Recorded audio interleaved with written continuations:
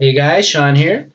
So in the near future, I'm going to be putting out I've said it in one other video, and I'm going to say it again, all my secrets when it comes to being in a really freaking good server, waiter, waitress in a restaurant.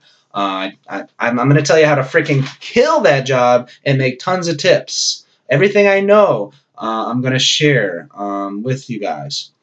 There's only I know it's going to be this will help people in the future, servers, new servers, experienced servers, managers of restaurants who are looking for ideas will benefit from this down the road, I'm sure, over time. But this is going to show my top 10 mistakes you can make as a server. 10 things that are going to screw you over when it comes to getting a tip. Okay? Okay, so number one has to do with how much interaction you're going to have with the customer. Too much or too little. Either one of those, if it's extreme, is going to be really bad. If you're asking them if they're doing okay and if they need anything over and over and over again, and they can't even eat in peace because you're like hovering, if they're good tippers, yeah, you'll probably still get a 10% tip. And if they're not good tippers, you're going to get very little. So don't hover and bug them. Read their body language. If they don't want to be bothered, don't bother them. But also don't have too little of interaction. Don't just like give them their food and then just disappear, and you won't see them again until they're almost done eating, and you want to see if they need a refill or if they want their check or dessert. No, no, no, no, no. After you give them their food, wait like 2 minutes, or after they've tried it, come back, make sure they're doing okay, and then observe them. And if you can, you need to be able to read their body language. If you can't read their body language and they're nonverbals, you're probably not going to be a great server anyway. So read their nonverbals. If they need something, go help them. Eventually, after you get an experience, you'll have this little internal like clock, and you'll get a feeling of when you should check on them. But reading their body language helps. So too little or too much interactions can really screw you over.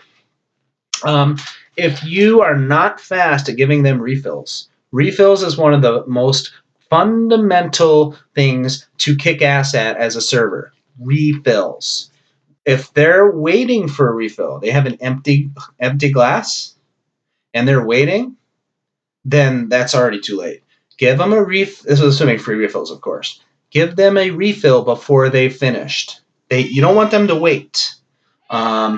Some customers will be cool about it, and some aren't. But that's going to be such an easy fix, is to make sure that you're giving them refills in a timely manner. When I was serving, like if it was super busy, fine. I'm just trying to survive, make sure everyone's covered. But if it's not super busy and someone asks me for refill, boom! I'm like, shit, that sucks. You don't want them to ask you for refill. Be an awesome freaking expert at giving them damn refills. I'm telling you, it's easy money. When they pay, they give like the credit card or the cash, and you're going to get them change, or you're processing their credit card. Don't take forever. All right, don't take forever. They've eaten. They're ready to leave. They're waiting for their food. You know, they have more. Maybe they have a more patience or whatnot. But when they're done eating and they're ready to pay, they're going to be tipping you any minute now. Be quick. Get them their stuff quick.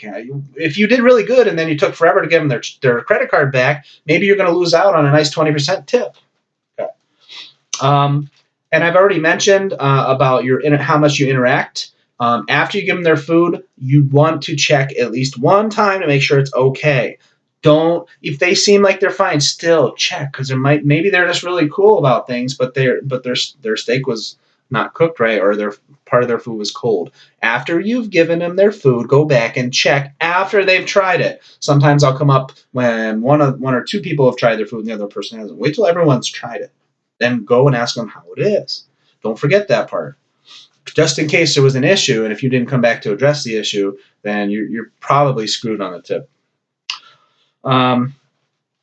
If you take the order from your customers, and then you're the one who brings the food to them. Sometimes servers will help servers, and you'll bring food for someone else, especially if it's busy.